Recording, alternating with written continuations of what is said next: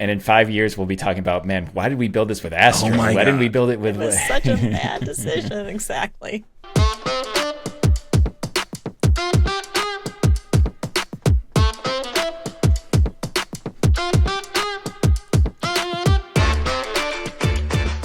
Hello, everyone. Welcome to another episode of the Front End Fire podcast. We're the podcast that helps you stay up to date on the latest and the greatest in the front end world.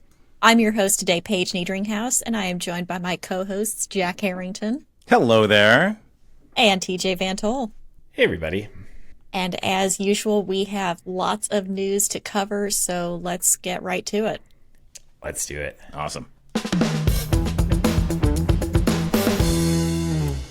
All right, TJ, would you like to start us off with news this week? Sure. I wish I had some better news to start with, but there's a pretty bad Next.js vulnerability that was published this week. It was discovered by a team of researchers that go by the handles ZHero and Inzo_, which I love those names. Honestly, those are perfect best ever names for security researchers. So Yeah. it's great. The vulnerability they found is less great. Yeah. So it's an issue in Next's middleware implementation. And middleware in Next.js, if you're not familiar or you haven't used it before, it's a system that lets you run code before a request is handled. So it's commonly used for things like redirects. Maybe you need to conditionally check something and maybe redirect, or maybe you need to mess with some headers or rewrite a URL. It's also often used for authorization. So say you have a series of admin pages and you want to check whether someone's authorized to access those pages. Middleware is a handy little way of doing that, because you can say, if this is an admin URL, let me do whatever checks I need to make to see whether I need to return a 403 or let the user through. Mm-hmm. So that's middleware in Next.js. The vulnerability comes from a header that Next uses, one called x-middleware-subrequest. It's a request it's a header that's only intended to be used internally. Apparently, they have some process that checks for recursion, because you can have multiple bits of middleware and things can get complicated. So it's something that's not supposed to be exposed to the user at all. Mm-hmm. But what these researchers found is that if you do send this header, so let's say you're in Postman or curl or whatever, and you include this header, and you can figure out what value that you're supposed to pass along with this header, which they detail in their blog post that we that we have in the show notes if you want to read through it in excruciating detail. But basically, they figured out that if you provide this, you can just pass middleware, because that's what the header actually does, is it acts as a key in Next to say whether middleware should be applied. So if you apply it externally, it basically acts as just a free pass that skips middleware altogether, which sometimes is innocuous. Maybe your middleware is just doing some silly, URL handling or whatever. But in the, say, like the authorization use case, could potentially be quite bad. The researchers showed in their blog post how they had used it to get into URLs that they weren't supposed to be in. And so there's some potentially bad things that could happen for your apps, depending on exactly what you're doing. So the Next.js team has put out a fix for this. Basically, they just added some additional validation around this header. The new version is 15.2.3. They also put out patches for Next 14, 13, and 12, so they backported it to older versions as well.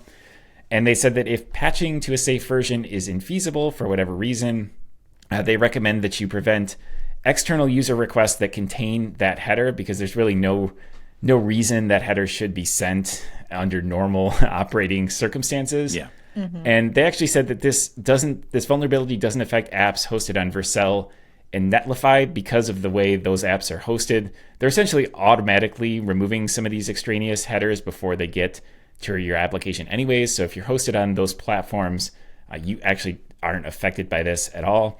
But still, potentially bad, especially if you're specifically using middleware for anything auth related. I would say maybe pause the podcast and get on this right now. Update. But for most of us, I think it's probably not going to directly affect anything, but still probably a good update to do.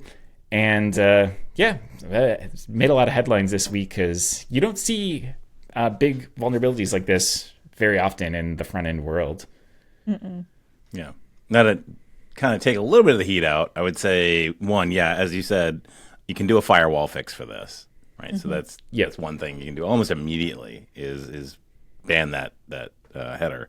And then the second thing is, I mean, when it comes to auth, generally speaking, what the middleware is doing is it's setting then an internal like an auth token as okay, we've gone off to like clerk or whatever, and we've gotten the auth token back. We figured out who you are, and then it sets your identity and then passes that on to onto your page, right? And then your page goes and does things like, oh, I'm going to use that auth user ID to go and make requests to backend services, and if that's not there, then all your page is going to do is just blow up. Right, so it's when I first read it, I was like, "Oh, that's enough," and that's rough. And then on second reading, I'm like, "Well, if your auth is basically, I'm going to check to see if you're an admin, and then give you access to these pages, and that's it." Well, then you got pretty weird security in the first place, right? That's an odd thing. Like you should have multiple levels of security going on in your app. Yeah. Yep. You would hope that then any request you're making on the auth pages, like you said, would additionally enforce this sort of thing, and then they would then detect, oh, you don't actually have the rights to perform this action, whatever you're trying to take.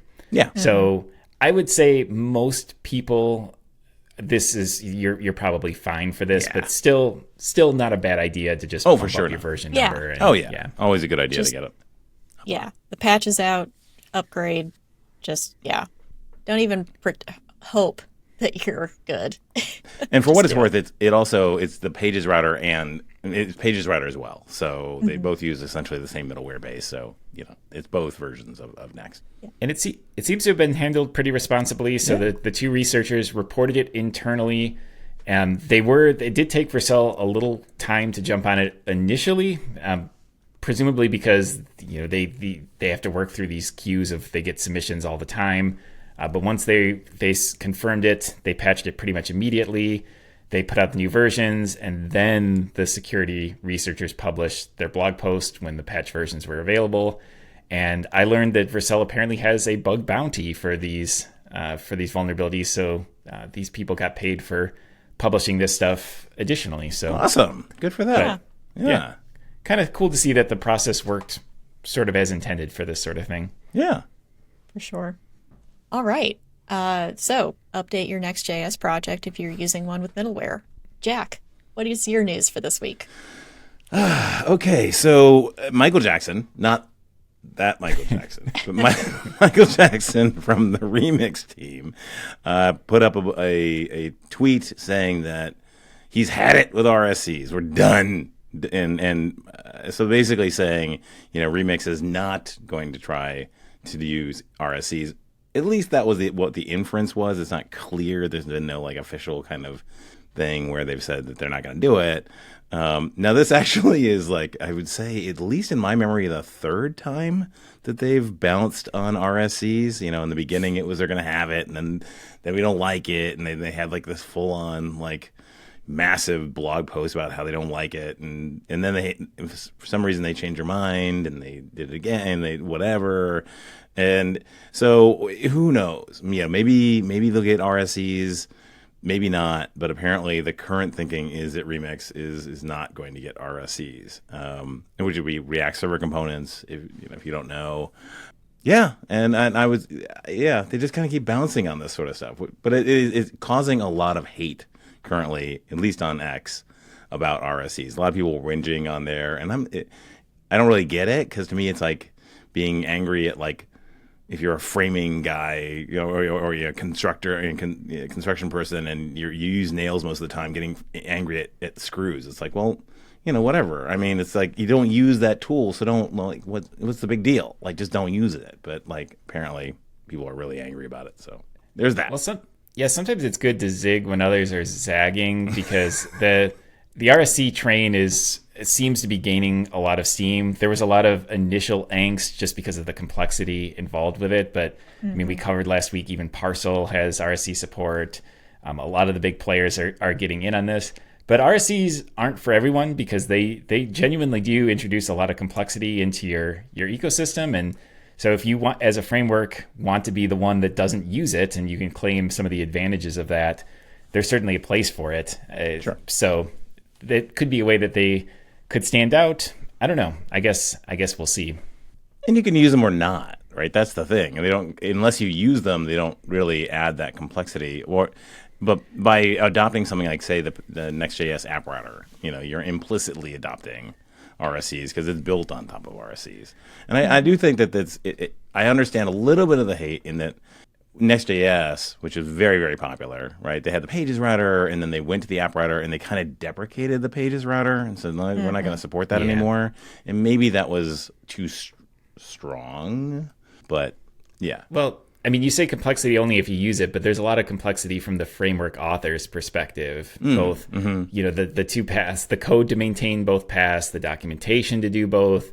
If you can avoid that, you save yourself a lot of hassle. And I mean, Remix, React Router, whatever they're going by nowadays, has kind of always been known for its simplicity, how easy it is to really get up and running with it. So I can imagine that something that complicates that significantly is something that they would understandably be a little bit hesitant about. Yeah. And I mean, they're just putting a line in the sand, kind of like TanStack Start has done, where they're client first. So Remix React Router is not going to do RSCs. And anybody who doesn't feel the need to do RSCs or doesn't want to get into that complexity, they can choose to use them and just avoid it entirely. So we'll see. It could be great for a lot of people who just don't want to have to deal with it. Yeah. Although I was on the TanStack Start side, they are going to have RSC support as part of loaders and as results of API routes. Right. And again, you can just opt into those, right? You don't have to use those. If you want your loaders just to return data, just like your old school pages router, get server-side props thing, go for it. And that is the standard stuff. In fact, actually, TanStack Start doesn't support RSCs today, but that is the model going forward, that you're going to be able to return it from the loader, send it on to the page and have it render it, or return it as part of a server function or an API route, which opens up some really cool possibilities, to be honest. Yeah.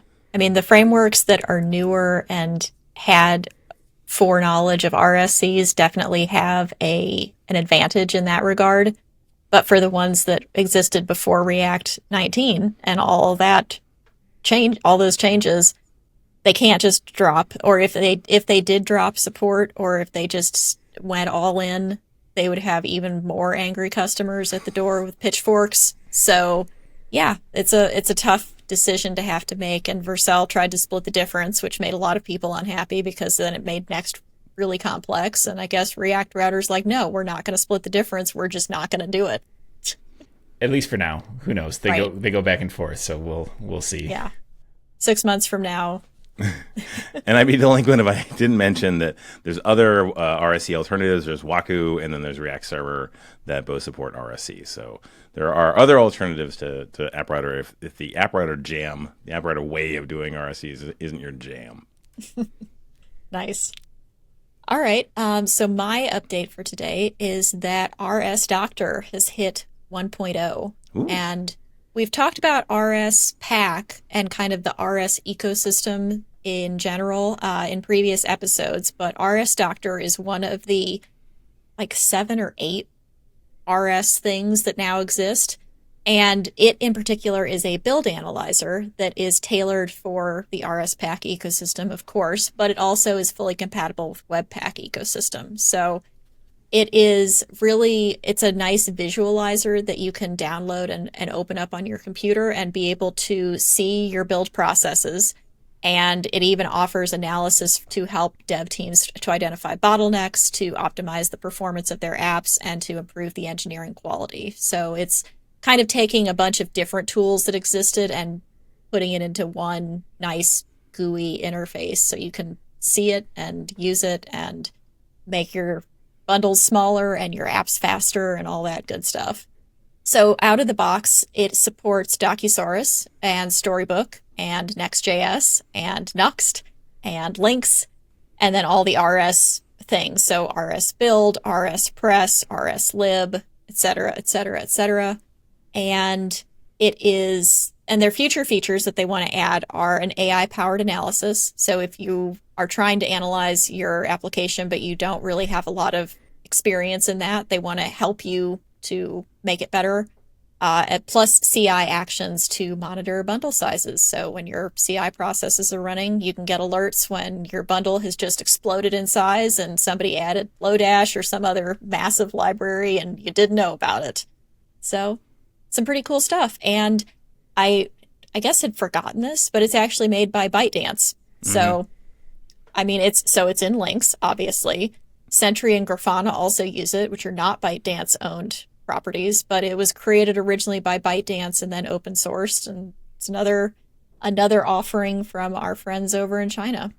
Yeah, I've also seen some updates that their Tray editor has been getting a bunch of releases as well. Like they have Claude 3.7 support, and I've seen a bunch of announcements from them. So the ByteDance contingent is sticking to. They're continuing to pump out stuff. It's kind of fascinating to see. Yeah, and all the RS stuff, I should say, is written in Rust. So of course, blazingly fast. And they have a super cute little crab mascot on their website that they use for all of their different RS things. And it's very, very, very cute. It's a great mascot. Yeah, we should do like one of those A, B, C, D, F, whatever is line of like the mascots. You know, like, ooh, that crab mascot. I don't know if it's an S. Definitely in the A, I would say. Yeah. I think Dino is in the S. Or at least the original Dino. So Dino was in the S. We should do a tier list for front end logos. Oh, that would be, for sure. That would be a great episode. Yeah. So I as you were rattling off the list of things that it does, it's like all they need to have like the early 2025 trifecta is to add on MCP support in there somewhere. You know, everybody's got MCP going on nowadays. Like just in the last 2 weeks, it's just gone bonkers. Yeah, OpenAI I think has released MCP support. Yeah, it's exploding. And you've done some really great videos on MCP yourself, Jack. So we should link to some of those in the show notes for people who want to like really see it in action and not just like diagrams of how MCP works. Because that seems like that's what it was for so long. It's just like, here's the thing showing how you connect a calendar or you connect this or that, but then there's no code to actually see how it works. And you did that. Yeah, that was fun. And I really enjoyed making those videos. So yeah, go check them out.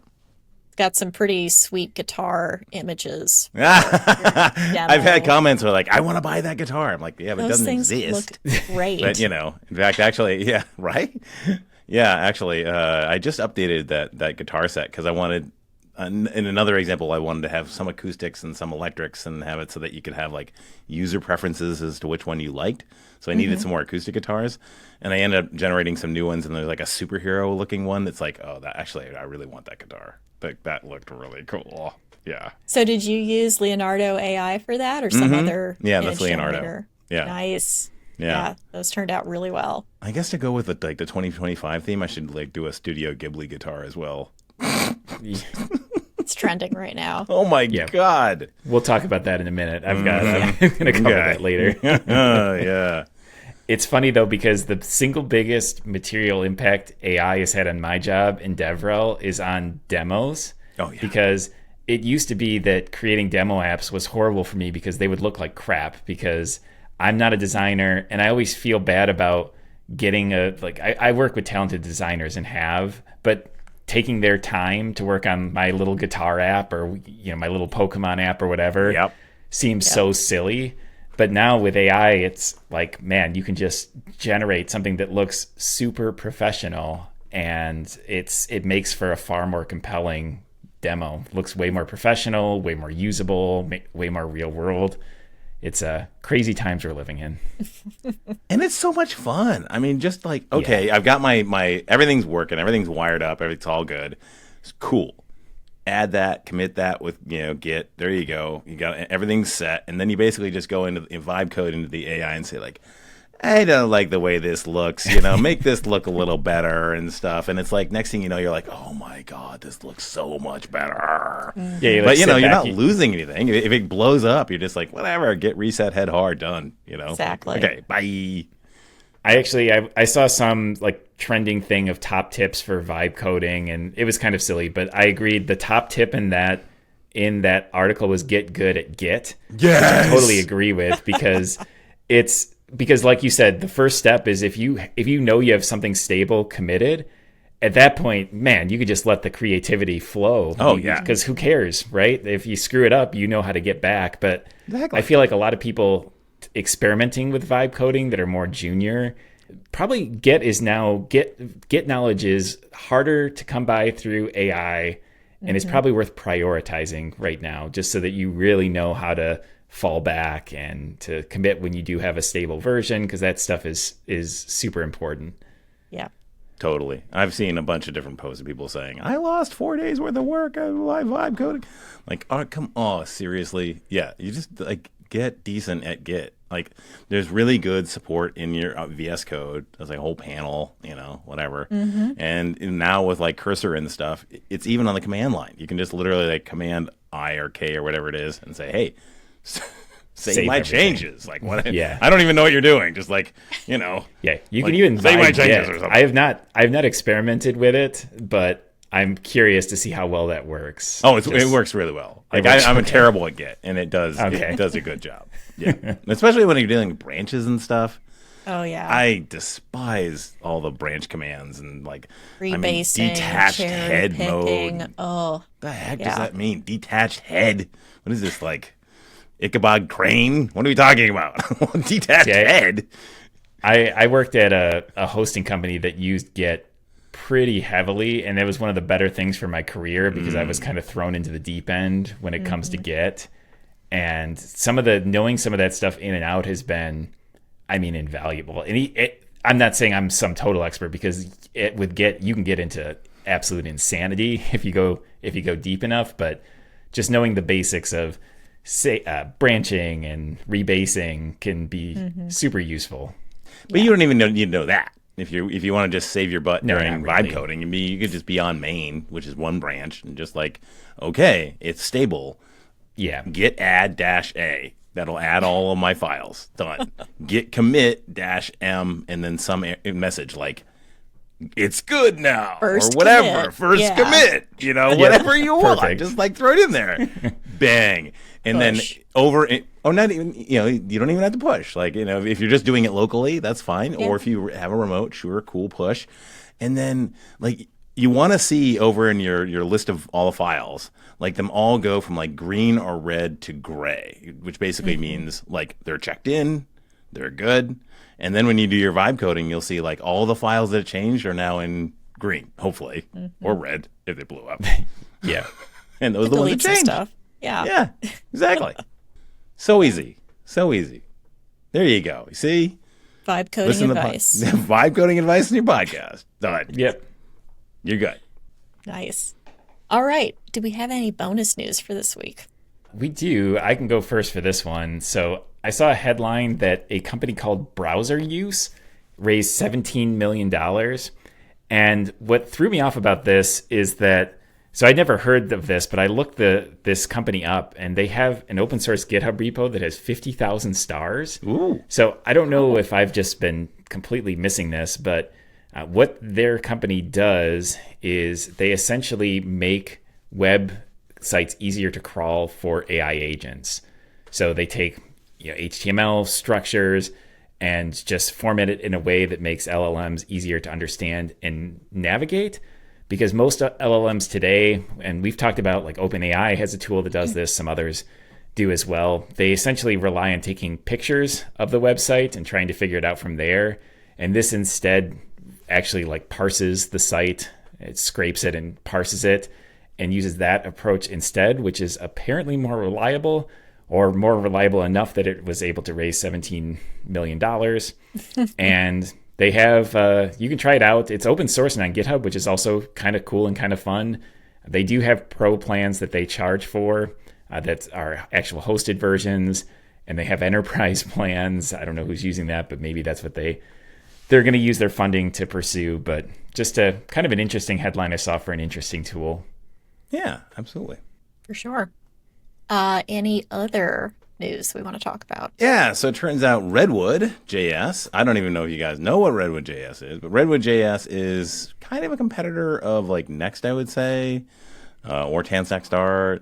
The idea is it's basically Rails, but on React, so it's like a full featured framework. It's got like email senders and database stuff and GraphQL built in. And if you dig that model of like, hey, all I want to do is just do my business logic and my app and then, let it do all the work for me, then Redwood was the way to go. Unfortunately, it is now being, I guess, put to pasture. But maybe not really, because apparently part of the core of it, which was around the GraphQL stuff, is becoming its own spun out framework, Redwood GraphQL. And so we'll see where that goes. But apparently Redwood.js is going into maintenance mode. So definitely something to know if Redwood.js was your jam of choice. So what's your guys' opinion of GraphQL?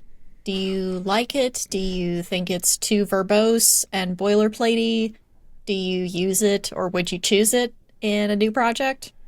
I would not. And I think this is another, like the other, so Gatsby, which has been declining in usage and did not do so great in the State of JS survey, I guess. And that's another tool that prominently used GraphQL. And this is another, I think Redwood, I think this discontinuation or whatever it is less about GraphQL and more about just more competition. Yeah. Like trying to keep up with Next.js when Next.js is now like $1 billion whatever company is kind of difficult. So I think it's more about that than GraphQL. But I don't think the GraphQL bit helped them either.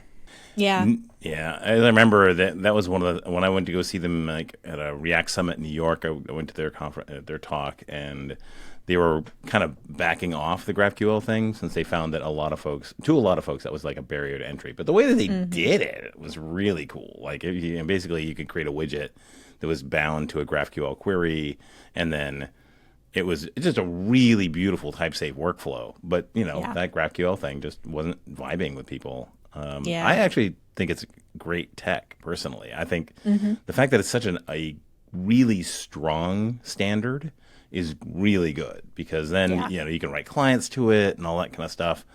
But, yeah, is it big and unwieldy? Yeah, sure. It's a little bit of that. Yeah, my personal site actually is in Gatsby, so I made a poor choice when I decided to go with Gatsby instead of Next.js for building it. But yeah, I mean, GraphQL at the time was hot and it was cool, and everybody was like, "Oh, we should do everything in GraphQL." And since then, it seems like it has really, really declined in popularity and usage, and everybody's still happy with REST API endpoints for the most part. So. Or TRPC, some sort of RPC mechanism. So there's TRPC. I think there's another one called ORPC. And then if you really hate yourself and want to hate life, there's gRPC. I wouldn't worry too much, Paige. My blog is a Ruby site with Jekyll, because that's what was hot when I created it. So I think your personal site's tool chain is just kind of indicative of the time you built it, because these tools change all the time. As long as it still deploys and builds, that's all I really care about. Exactly. My Ruby site's still chugging. It's been up for over a decade. So that's really all I needed to do. God, I don't even know what Ruby version you'd be on back then, but okay. Yeah. Yeah. But I mean, you know what? You learned something about GraphQL in the process. I did. Right? Yeah. Exactly. Yeah. Yeah. No bad decisions and no bad learning experiences, just more experience. For sure. Yep. But if you're looking for a good content management system, easy site to build like that today, I might go with Astro, because they've got all that CMS stuff built right in. It's in Markdown. You can do type-safe stuff in Markdown, which I think is really cool. So, yeah, very cool. That's what front-end-fire.com is built in. So there you go. And it is very easy to update. Yep. And in 5 years, we'll be talking about, man, why did we build this with Astro? Why didn't we build it with... It was such a bad decision, exactly. I don't think so, but yes. Who knows? Yeah, exactly. All right. Is there any other bonus news for this week? Nope. Don't think so. Nope. All right. Well, then let's go to our fire starter. Woohoo! Okay, so our fire starter for this week is a CSS one. It is interpolate -size : allow keywords. And this is a relatively new one, so limited experience, still supported in Chrome and Edge, but not Firefox or Safari.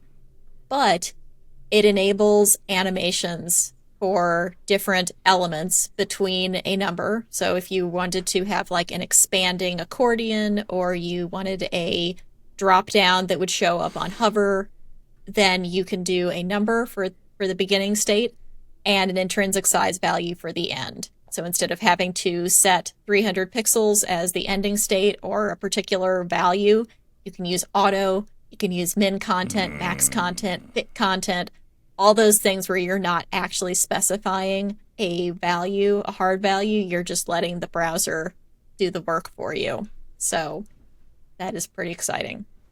I wonder how well this falls back. I've seen demos on this before, and I wanted to try it. I don't do a lot of animation work in my day-to-day work, but I've remembered in the past having to do hacks when I just wanted to animate between height and width is when this comes up, at least to me. Yeah.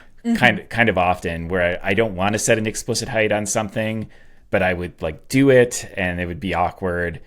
So this is enticing, but I've not used it in the wild yet, and partially because I don't know how well it would fall back. And there's probably some tricks to it, but I like I said, I haven't tried it.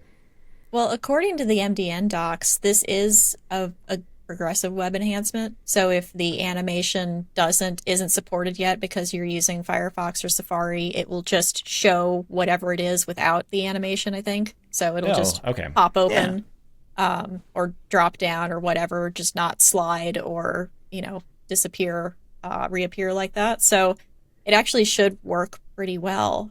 But yeah, I mean, this is something that web developers have been asking for decades. And now it's finally supported in CSS, and it's a good day for a lot of us. Yeah. Anytime you're putting in a hard-coded value in CSS, yeah, it's not good. It's not good. That's why a lot of the animation libraries were done. It used to be that we didn't have CSS animation libraries; we'd have JavaScript ones because you needed JavaScript. And what those libraries would do is they'd calculate the height behind the scene, and even if they were implementing the animations with CSS, they'd be having to do some bit of calculation in JavaScript to set them up so that you didn't have to do it manually. And nowadays, most of the libraries out there are just CSS only, and it's because of these just better sets of tooling we have for doing them. Yeah. I guess I'm assuming that if I have like reduced animations or reduced like that the accessibility stuff where I'm basically saying like animations make me queasy and I don't want them. Like that's automatically, if I use the CSS stuff, that's just automatically going to happen, I think. Or do I have to actually like put in some media queries to say like reduce, don't do that? I am not certain about that. So that would be something that we would need to test out. Hopefully, though, that would be the overriding decision that it would default to, is whatever the user's preferences are. But I don't know that for sure. There's a way of conditionally checking, kind of like you can also check if the user prefers light mode or dark mode and make decisions. I think it's the same way. I think you have to explicitly say if they have that flag set that they prefer reduced motion, and then turn it off yourself. But I'd also have to check. I have not ran across. It's a media. I know it's a media query for sure, just like dark and light mode. But yeah. Cool. Good question. All right. Well, it's a short fire starter, but it's a good one though. But cool. So cool. I want to see this in action. I want to like see. So if you go to the MDN site, they do have some ones built, and if you're using Chrome, you can see like you hover over a button and it slides down a whole list of text and stuff beneath it. So there are some pretty cool little examples that are already out there for you to try out. And I bet Adam Argyle has built one because he's like the CSS king. But Adam's one is going to look good. It's going to look great. Right? Yeah. Whereas the MDN ones always look like, and then I love MDN, incredibly invaluable, but their CSS is just so like, ugh. Like, oh, let's have these 3 blocks of different colors and they'll do things. And you're like, come on. They can be a little know. basic sometimes. Yeah. Yeah. Right, come on. Like, tell me what something reasonably practical. All right, I'm going to defend MDN for a second. Okay. So when you're learning a tool, you don't want the extra cruft of, because oftentimes you need a bunch of CSS in order to make something look good. For sure. And you don't want that getting in the way when you're just trying to focus on learning one property. So MDN is the one situation where I don't think you want your demo to look good. You want it to be to use the least amount of code to show off the concept. Okay. If it requires a lot of crufty CSS, I agree. But sometimes it's just like, a decent color choice or something. I don't know. Colors, sure. Colors and fonts, any demo could benefit from that. Okay. There you go. All right. All right. Well, let's talk about what's making us happy this week. Woohoo.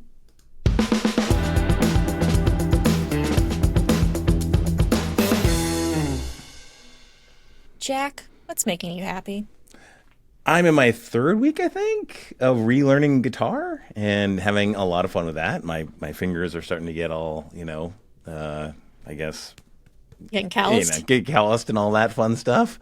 And one of the things that's been super helpful is the Katana Go, which is from Boss. It is it's a little device, a little dongle-looking thing, and it fits into your headphone or your pickup or your jack of your electric guitar, and it can basically go and create an amplifier for you, and there's all kinds of effects and stuff. And so if you want to sound like a metal sound or a very super clean acoustic sound, you can make, and it just sounds really good. And so when you finally get to the point where things start sounding pretty decent and you're able to move around a little bit on the fretboard, it's like, oh wow, that sounds really good. So, and it's cheap. I mean, I think it's like $120 or something like that. And basically, and they've got an app, like Bluetooth, and you can download patches and make it sound like different guitars from classic songs. It's really cool. Nice. That is very cool. I have never learned guitar. I learned drums not that long Oh, ago, neat. Yeah, the cool. Japanese taiko drums, and that was really fun. That's neat. But Did you ever get to guitar, do like a big? Yeah, we did performance? performances. Oh, that's great. Yeah, we performed at they have a roller derby here in Atlanta that plays in the summer, so we performed at halftime for one of the roller derby arena or games. That would be amazing. We've done music festivals around the city at different times. It was before COVID, so COVID kind of ended a lot of that, unfortunately, but it was really fun while I was part of the group. Good time. Yeah. I've got a kid in middle school band that's going to be in high school marching band next year. So that's my closest. My closest is through him to music. I was never a musical person. My brother, though, is a band director. So Cool. There's apparently musical talent in my blood. So maybe one of these days I have to just try something out. Maybe I'm good at it. What's your son's instrument of choice? He plays the trumpet. Oh. Nice. Which we have him practice in the basement because it is also quite a loud instrument to have around the house. But you can also do that muting thing, that wah wah wah thing, a little, that. Yeah, but I don't know. I feel like that makes it harder to practice and hear authentically. For sure. What you're playing Yeah. That's awesome. TJ, what's making you happy? Studio Ghibli is making me happy. Jack alluded to this earlier. If you have not seen the kind of social media craze around Studio Ghibli style images, I'll briefly explain where this came from. So OpenAI released some new image generation tools this week. I actually thought about covering it as bonus news on this podcast, but thought I'd just talk about it here instead. Basically, into GPT-4o, so one of their headlining models, they built just a bunch of image tools. So they say it excels at accurately rendering text, precisely following prompt, leveraging 4o's inherent knowledge base and chat context, including transforming uploaded images or using them as visual inspiration. And that's really the key to what makes this kind of useful and fun. So essentially what you do and what the social media craze is that you take an image, just a photo you've taken, you upload it into ChatGPT, and then you ask it to do things on the image. And the most popular one that just took off on social media is you just tell it to recreate this exact image in the style of Studio Ghibli. Mm-hmm. And the thing is, it's so good. I mean, like, I use a lot of these AI tools, both as just because I'm fascinated by it. I try a lot as part of researching for this podcast. And it's not often that I am just stopped in my tracks. And this was one of those situations because I took some family photos. We just came back from a trip to the Grand Canyon. And so we had some good photos to use. I put them in here, and I mean, I got them back and I'm sharing them with my family. It's a ton of fun. It really authentically creates it in this style. And it's also, OpenAI did a great job making this really easy to use. It's just in ChatGPT. You drag in an image and you tell it to do that. And it's not the fastest process in the world. It takes it about 2 minutes per image. But that's pretty standard. I've been blown away by how high quality these things are. And I mean, it's just been making me happy because I've had tons of fun playing around with it for the last day or so. I was very impressed when you did one of us kind of in the panel thing, because that's what you see us like right now if you're on YouTube. Yeah. But one of the things you have on your T-shirt, Central Michigan, because of course you do, and I have on my hat, Tanstack, because of course I do, and it got the text right. It did. I was impressed by that. Yeah. And it didn't only things. Get it right. It didn't get it right. It got it very right, and it also kind of replicated the style with it too. It's details like that, and I also found that what it does is it does a better job focusing in the image. So a lot of the portraits I took, it just like subtly makes it better because it'll center everything, it'll focus in on everything a little bit better. So it just, in a way, just sending it through almost acts like a filter that just professionally enhances the photo anyways, in addition to creating the different style. And I have a feeling that we're going to see more of these because Studio Ghibli is probably, I mean, it's got a very unique style if you're not familiar. So Studio Ghibli is Japanese animation style that's behind like Spirited Away and My Neighbor Totoro, and it has a very unique look, which I think why it works so well for this. But I have a feeling there's going to be a lot of images created with this thing because it works extremely well. Yeah. If it gets more attention to Studio Ghibli in their movies, I'm a fan. Like, that's good. For sure. I mean, you can search it right now and it'll bring up so many images, and the ones that I'm seeing at the very top are like classic memes that have been turned into Studio Ghibli style things, like the girl walking past and the guy looking back and the girlfriend being upset about it, or the kid with the burning building in the background looking smug in the foreground. Oh, that would be hilarious. Yeah, there's already so much good stuff. Oh, they did one, I see one for the shooter from Turkey for the this past Olympics. Yeah. The dad shooter, they made him into a Studio Ghibli style. It's great. This is really good already. Yeah, it's. I should also mention that it's currently only available in their Pro plan, so you have to be on. That's the $20 a month plan to try this out. Although they've said they intend to bring this to the free plan, but they're at the moment overwhelmed by usage. And I'm contributing to this problem. Overwhelmed by this usage in Studio Ghibli style. Yeah. Yeah, we trained it for other things, guys. Yeah. Melting the servers with this. Right. Yeah. We got whole data centers running, so people can create these pictures. But I mean, they're good. You know, what amazes me, Paige, is like not just behind you in the picture as well. There's the picture of the lady with, I guess, the kid or whatever it is. And it's amazing art. And then it actually redid the art as Studio. It's what? Yeah, that's we'll really have to cool. share. We'll share it in the Discord for sure, so Yeah. you can see. But it's so impressive how well it does with backgrounds and just making everything feel like it was made by Studio Ghibli. I'm gonna put some dog pictures into it. Yeah, You should. Yeah. Gotta do that. I did that with one of the early ones. I think Midjourney early on, and it came out pretty good. But it really didn't like it. It took the dog and it was like, oh, well, maybe that's a shepherd or something, and it created like different breeds. And you're like, no, I want the original dog. Like, Yeah. yeah. That's great. All right, so my thing that's making me happy this week is the newest season of the Mythic Quest TV series that's on Apple Apple TV. And for those of you who haven't seen it, Mythic Quest is a fake game studio that's in California.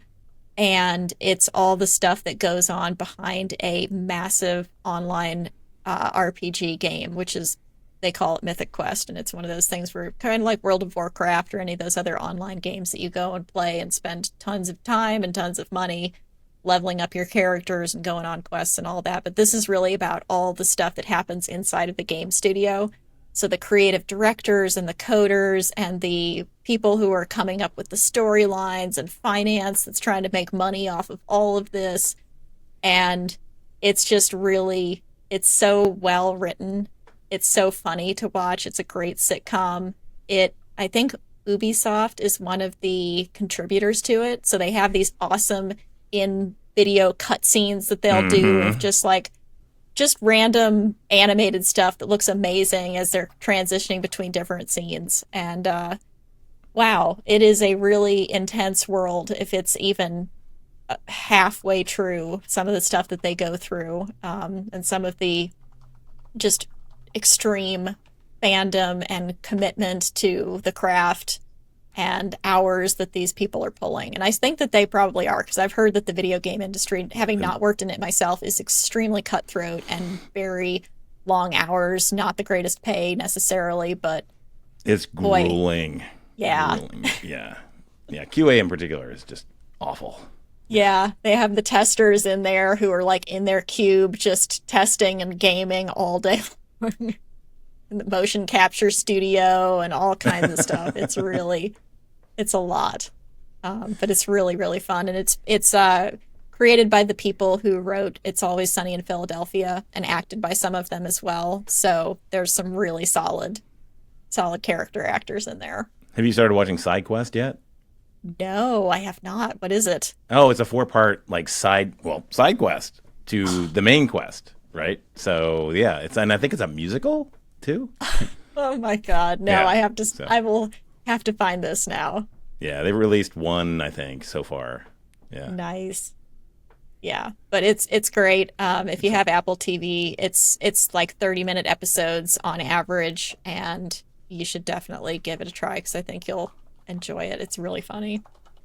All right. Cool. Well, I think that is going to wrap up this episode of Front End Fire. So as always, you can find us on our Discord. Thank you to the Blue Collar Coder for hosting us on our Discord and for sponsoring the show.